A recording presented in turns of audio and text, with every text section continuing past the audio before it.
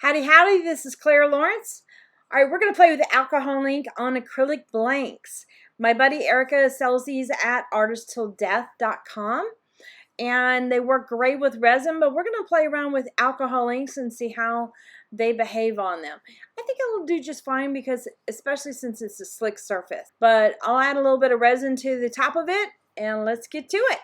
I've got some 91% alcohol ready. I've got a rag, so I'm going to go ahead and pre-saturate that anyway. And then I'm going to take one side of the paper off. And sometimes just getting a little stick on the edge and just scrape it on the edge is enough to get it started. Hopefully my nails will cooperate. I got my nails all pretty for an event, so I'm not used to these cloths. Yeah, that worked plenty fine.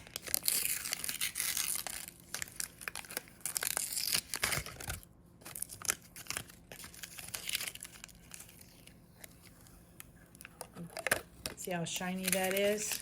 So we got the alcohol in the rag. I'm just going to clean it up in case there's any adhesive left over. So I think we are good to go. And I'm just going to play. So I've got a combination of both regular, whoops, did I bump it? I did. Sorry. Regular alcohol inks, meaning like Pinata or Ranger. A little experimental alcohol ink that I put together with a little bit of opal and some blue mixed together that Sue Ashworth told me about as far as a brilliant idea. A little bit of Alumilite dye mixture where I did a little bit of blue and a little bit of the violet color. A little bit of blue purple. And I've also got resin art. I've got a wild jasmine.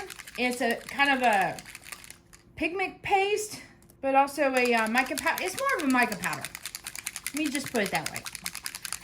Pre-dissolved mica powders meant for resin, but it works really great with alcohol. And they're highly pigmented, which is awesome. All right, I'm gonna just put a little bit of alcohol on here just so that my inks have something to flow with. Almost can't even see that. Oh, and I've also got some brass hanging around. I'm just putting some drops. This is Pinata brass. This is blue, which is a mixture of sapphire blue and opal. All right, let's get that moving around. Hopefully I don't blow this up.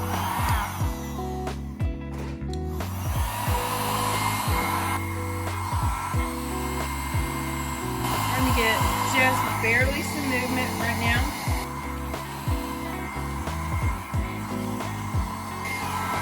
Woo.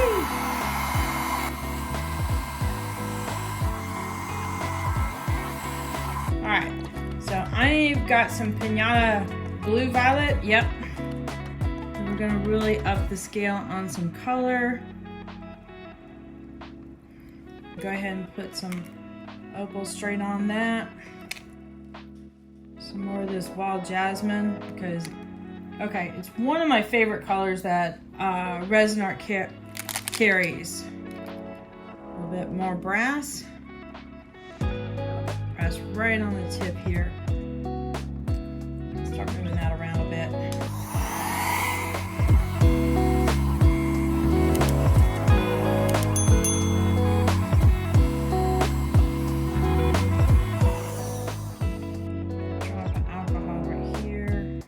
It's almost symmetrical. I didn't plan on that, but it almost is.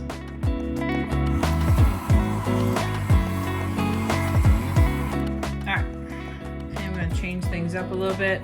Having this up so high is a bit of a problem. It's going to bleed out a little bit, but it'll be okay. I think it's not going to want to fly off the cup as bad if I leave it here.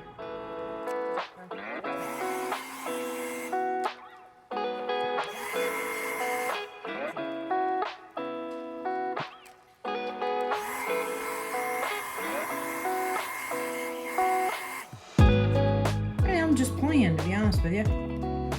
Seeing how this behaves. Oops. Always give your brass a shake before you use it. Things settle down real fast.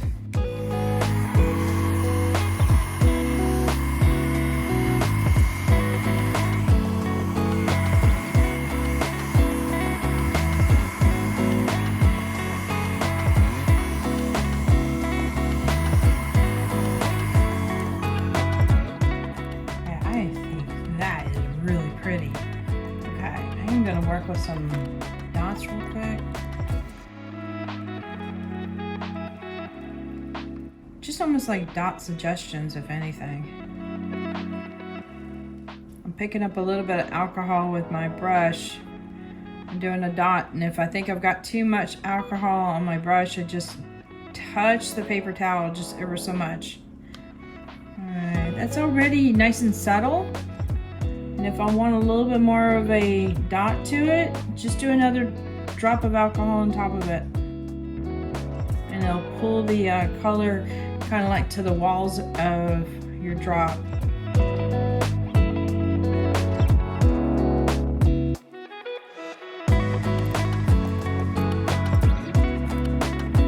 The brass probably won't move, but the color will, if there is any color left in there.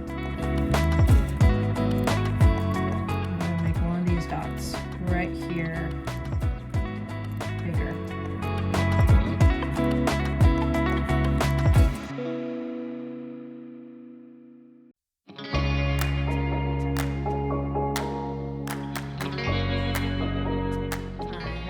Butterfly. I'm gonna let that dry for a little bit. I'm gonna put a couple clear coats of archival spray or clear matte spray, but both of them be matte, whichever one you end up using.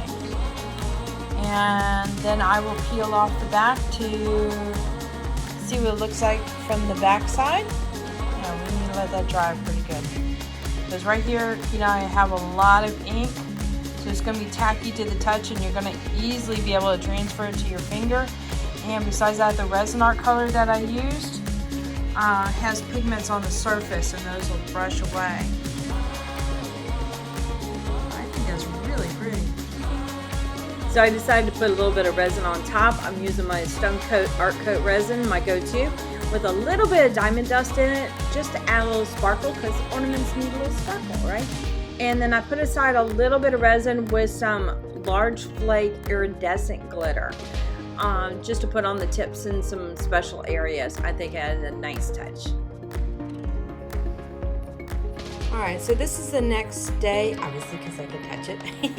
Anyway, you can see a little bit of texture from the glitter that I used, but it's also a very, very chunky glitter.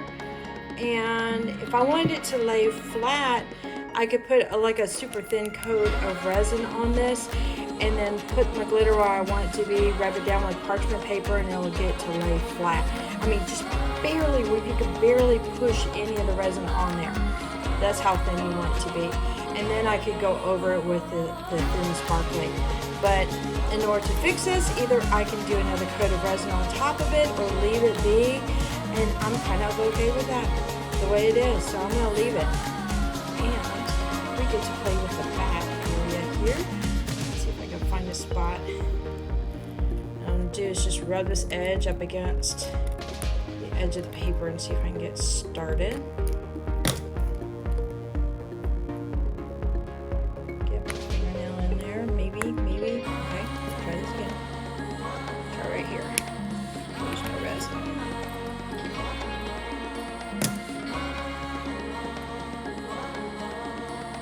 So I don't know if I mentioned this before, but I get these little acrylic blanks from Artist of Death, and you can use my code Howdy to get a little extra off.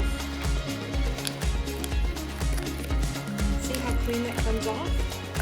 Works. And that is nice and pretty. Super cool. So what they're not. That's all it says.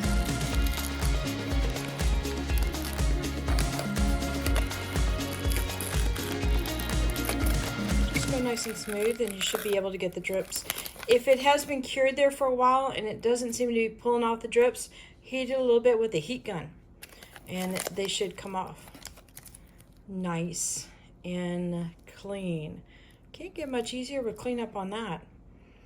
So if I want to make this an ornament, I could just simply put a little drill in there and drill a little hole and run a loop, or I could even put a little suction cup on these guys, stick it on the wall, on the window.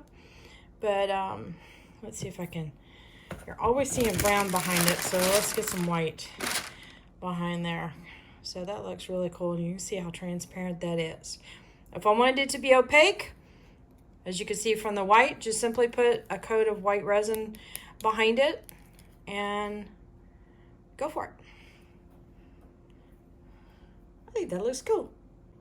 Time for the final reveal. I think she looks pretty. Might have to do some more of these. All right, keep an eye out for our website that's coming out real soon, ClaraLawrence.com. We'll have a bunch of artwork, some smaller projects, some larger ones, maybe even some shirts and some mugs.